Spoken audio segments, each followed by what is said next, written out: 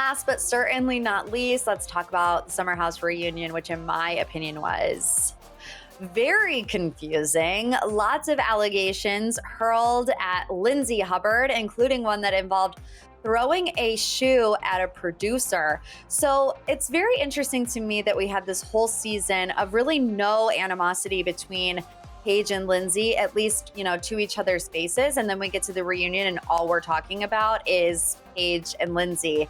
I don't like that. I think it makes for bad TV.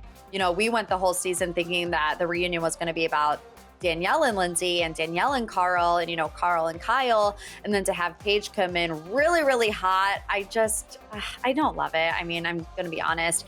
And when you think about Paige's claims, it's just interesting because they have since been debunked, at least two of them. One of them, it was about People Magazine. I know how People Magazine works. This was premeditated. This was pre-planned. And I think that they're fake because of it.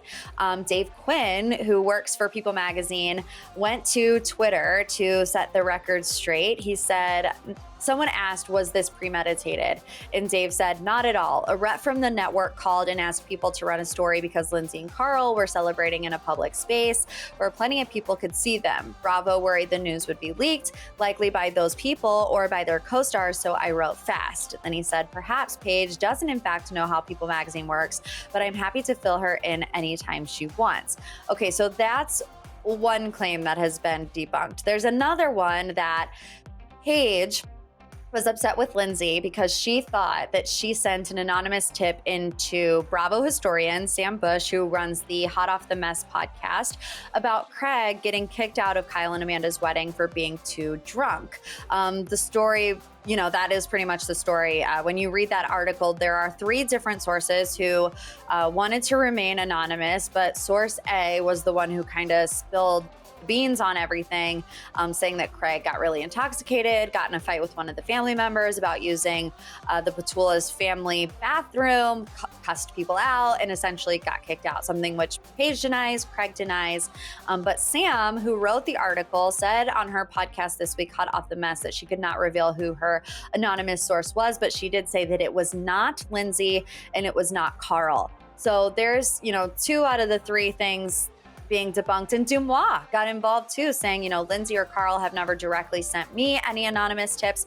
But Dumois also said none of the Summer House cast, and it would be impossible for Dumois to know if any cast member sent it into the website server because everything is anonymous there. So, I understand that Lindsay is a very polarizing character, and in the past, based on her actions of her getting activated and, doing these types of antics, I feel like I understand why the cast would be quick to point the finger at her.